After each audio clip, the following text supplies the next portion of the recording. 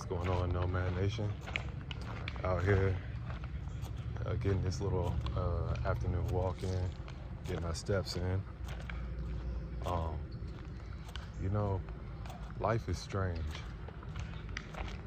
I was at a funeral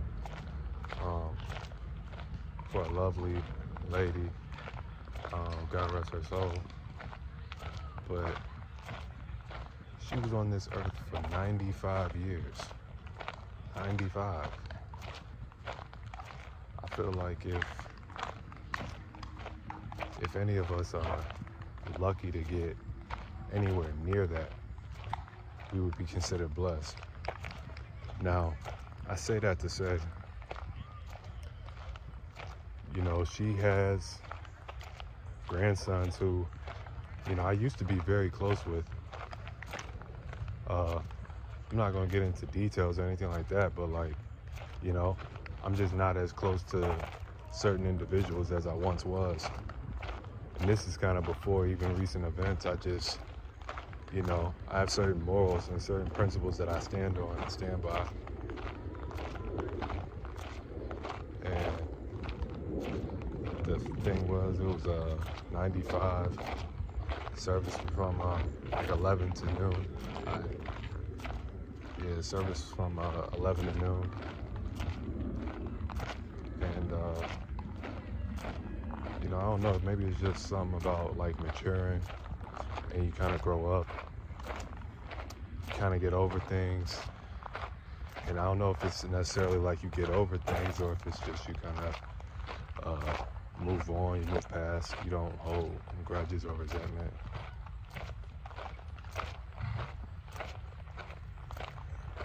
And that honestly was probably like one of the kind of best decisions could have made, so that I could kind of like move on and continue to like grow and evolve on this journey. Feels really good outside, man. It's not too hot, not too cold, you know what I mean? And by doing this, getting our steps in, but I really do feel like I'm able to kind of get a better sense of appreciation of life. Not that I already wasn't grateful. Yeah, so like, not that I wasn't already grateful, but this woman was 95, and everybody that went up and spoke or had a eulogy had kind words or a poem.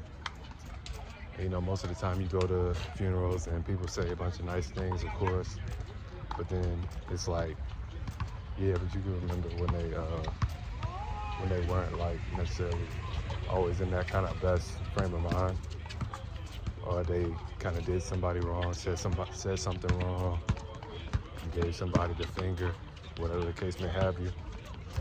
Nah, man, literally every single person that said something nice, it was genuine, and there was nobody in the room that could like argue or refute against what was being said.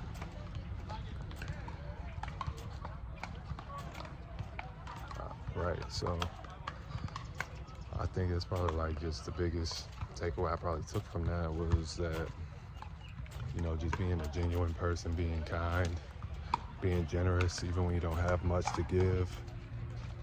Like, there was a lot of gems, and a lot of gems about life.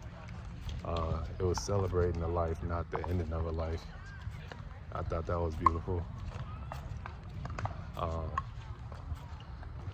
I actually had the pleasure of like living with the woman and her daughter, who is like her daughter was like a second mother for me in these past like two to 3 years. And so I do remember like when she was about 93 and I helped out with like her moving and trying to because she couldn't really walk, on her own. She needed assistance and people to care for her and things like that. And like with all that being said, it's like, it's just kind of strange how a woman who, and I'm not gonna lie, I'm not gonna sit here and act like I knew her my entire life or anything like that, but she did like have an impact in it, even if I didn't quite realize it from the beginning. And I just think that's like one of the biggest kind of takeaways that you kind of take or create from something like this is just the fact that, like, you got to be grateful for every single opportunity, because not necessarily every single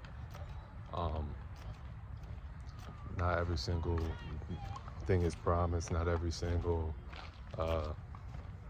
person that you talk to is going to kind of have the best interest for you.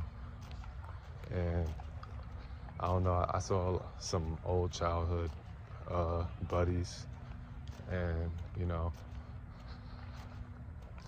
I mean, seeing childhood buddies is always an interesting kind of concept, because as you get older and you mature, like, our life journey is your life's journey, right?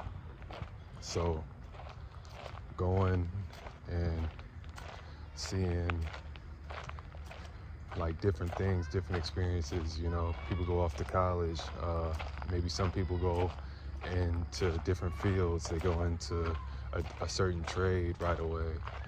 Like, life is art, life is art, life's beautiful, it's unpredictable, and that's why you gotta